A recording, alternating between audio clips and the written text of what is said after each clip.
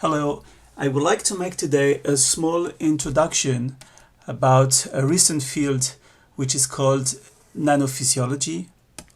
And so, as usual, most of the information I'm going to discuss today in terms of the software will be available on our website, Bionumerics, www.bionumerics.org. And more of the information, especially about the technical part, will be available on my YouTube channel, Holcman YouTube channel. So, what is nanophysiology? That's the question I would like to ask for this video.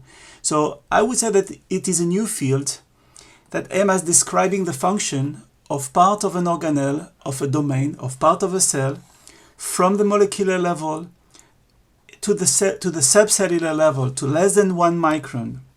And what is interesting is that we expect to have a special characterization of this domain in terms, for example, of some variables such as the voltage, and in particular to characterize them using the voltage difference between 2 points, or to study specifically the gradient of concentration in this structure. Another example is to understand this domain, especially because there are regions of accumulation of specific protein. So, to be more specific, this is the example of a neuronal cells. You can see here the soma. We have here the dendrite, and these little protrusions are called dendritic spines there, which are regions of the order of 1 micron. And what we are interested in is usually regions that are on this, inside these structures. So just to remind you, the classical approach to study cells is the electrophysiology pipette, which can be used to record directly from the soma of a cell, but not necessarily directly on these little protrusions. And so again, falls into this nanoregion part of a synapse. A synapse is a region that connects two neurons. This is an example here shown with a presynaptic terminal, a postsynaptic one, where this postsynaptic terminal is described by a head connecting the rest of the spine to the dendrite through this very narrow neck. And so again, we are falling in terms of dimension below the micrometer scale, with a synaptic cleft of the order of 20 to 30 nanometers. So this is here the length between the pre and postsynaptic terminal, the spine neck diameter of the order of, let's say, between 50 and 200 nanometers. So to address the question and to better understand this spine structure, recently a new progress have been made in designing special pipettes called nanopipettes, which allow to record directly from these dendritic spines. And so here is an example where you see the soma, a dendrite, and here you can see the very thin protrusion, and which can be recorded on a very small nanopipette where the tip is about 20 nanometer. And so this new area required to model and to understand what happened inside this structure. And thus we expect large changes in concentration of the species we are interested in, large change in the voltage distribution, for example, along here the protrusion, and many other things that requires to not only have access and to develop experimental tool, but to develop also the theoretical tool to be able to extract or to interpret, to have an interpretation of the data that will be recorded from this nanopipette and to reconstruct what happened inside the structures. So this is another example how to another experimental approach of measuring the voltage in this dendritic spine, this nano domain. This is here an example coming from our collaborator Raphael Yuste from his lab, where using a voltage sensitive dye, the arc light, this nano region can be studied by drawing here a region of interest. Here we have two regions of interest, R1 and R2, and so that when there is a stimulation which can be induced, for example, by the engaging of a neurotransmitter, we can see how the voltage in this region is going to change and how the voltage in that region is also going to change. And we will want to be able to have a clear interpretation of the data, which require to be able to understand how the voltage propagates in this region. And as we will see in the rest of the presentation, this has to do with using and developing spatial modeling theory called Electro Diffusion, which is usually based on solving two types of equations, the Poisson classical equation and the Fokker-Planck equation, as we are going to see later on. So for example, this is an example of how the dye is located on the membrane. This is a two region that we have already discussed, and this is the large fluctuation response, but still we can see what happened when the stimulation is provided at time t equals 0, where we see here the differences in the response in these two regions. And I will refer to a previous YouTube video for the deconvolution, how this signal can be deconvolved, first of all to remove the noise, and then to go from the voltage small slow time scale response to the fast voltage time scale response. And so there are many examples of this nano domain, and this is another one now, which is coming from the mitochondria. So you can see here this very constrained geometrically structured, where you can see here this band which corresponds to the inner membrane of the mitochondria. And so again, this is a fantastic structure that is able to maintain a difference of potential of hundreds of millivolts between the inner and the outer membrane.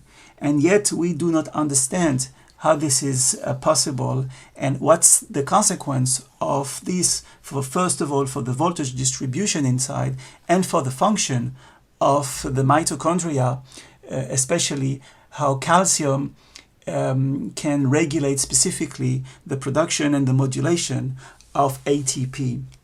And this is another example of a nano domain which is very important for calcium regulation, which is the region between the endoplasmic reticulum here, marked here in blue, and the mitochondria. And this domain here seems to be very well regulated and very important for calcium transfer from one organelle to mitochondria, as was shown recently by the group of Frank Pohle at Columbia University, and also Eddie Kokotian at the Weizmann Institute. So another example of nanodomains are the specific region, nodes and tubules of the endoplasmic reticulum, and this is an example where you can see this endoplasmic reticulum revealed by single particle trajectories. So all of this red color corresponds to part of the trajectories that is moving from region of high density in blue to region to another region of high density. And let me change color so it's going to be more clear. So you can see here the region of low density in blue, And again, we are dealing with really nano domains to understand how these hundreds of nanometer region of trajectory accumulation is actually telling us about how the ER can sequester a molecule of protein or even maybe calcium in this region of high density, but only allow them to jump from one region to another with very high velocity.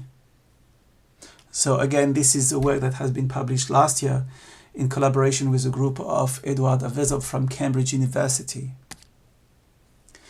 And now this is an example of interesting region which is called this calcium-calcium interaction domains, where when calcium enters through a mechanism which is still unclear, it activates the potassium channels so that potassium can go out. So it is believed, but actually nobody has really measured, that there is these domains here of interaction. And what we have been doing recently is to use electro diffusion theory to better characterize these domains. And so you have an example here where a current flux is injected through this spot which represent these calcium channels, and you have here how the voltage is going to be, or the gradient of the voltage, which is the electric field, is flowing. And you can see that from this point here to the point where the potassium ion can be extruded here, which is just here tenths of less than 10 of nanometers, you can see how the field penetrates inside the domain, and then how then it goes back and to the channels, to the potassium channels. So showing that you can have 100 of nanometer penetration of the electric field following the entrance of a current of about 100 picoampere. So this allows us to better characterize what was usually drawn as a simple cartoon. We have now the possibility, by solving this equation, to better understand these nanodomains, and in particular understand how the opening of this channel here can trigger the opening of the potassium channel. And especially you can see here on this scale that you can have a difference of potentials of tens of millivolts between these two channels, which is quite consequence, especially for this ion redistribution. Now this is another example where we have solved in previous publication the Poisson and Planck equation in the case of non-electron neutrality, which is different from what I showed just previously, where we did in that calcium-potassium interaction where we use electron neutrality. And so here the main message of this paper is that between the point P that you can see here at the extreme part of a corrugated channel and the point Q, which is inside, then there is a difference of potential between P and Q due to the difference in the curvature of the membrane. And this is illustrated here in this difference of potential, how it depends on lambda. Lambda here represents, it's a parameter which is proportional to the amount of charges which is inside such a structure. And again, to model what could happen in the mitochondria, we look at a very corrugated high frequency corrugation of this structure, and again we could see the effect here of the difference of the curvature. And again this leads to, as we've shown here in these two graphs, this can lead to a quite dramatic effect in terms of the voltage between the point of extremum curvature. So this is where the length here is 2 micron, and this is here when the length is only 0.1 micrometer. And again, we have applied this to a structure which is a cusp to explore what's the difference of potential between the North Pole and the South Pole, and even compare it with the center. So again, this is published, but this is to show that as the charges in this domain increases, we have this nonlinear effect of this difference of potential between the point C and the point S. And this is emphasized here along the z-axis, the axis between the North Pole and the South Pole for the voltage. And here this is the difference between S and N for lambda. And we even succeeded to show that this difference of potential for this specific geometry can be related to the curvature here R of the ball and the curvature RC here at the cusp. So to come back to the methods of analysis of the voltage in microdomain, I would just mention, because we have already discussed in a previous YouTube video the equation which are called the Poisson-Nernst-Planck equation, which is the Poisson equation for the voltage, which is coupled to the Fokker-Planck equation, where you have here positive charge with a diffusion coefficient dp, negative charge with dm, and valence 1 charge for these two, where you see how these equations are written. And usually you have a boundary condition equation, which we have specified here for the case of a dendritic spine, where we have an influx at the top, reflection at here the reflecting part, and absorption here at the connection between the spine neck and the rest of the dendrite.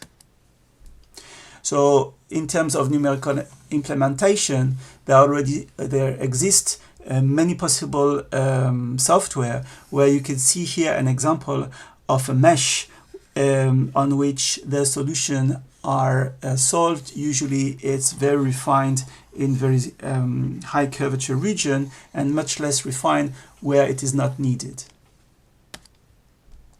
So again, this allows us, and I refer to a previous YouTube video to explain how these solutions are obtained, where a current is injected here at the top, and you can see how we can extract the information about the voltage at the different point here on the structure, and how the voltage depends on the geometry.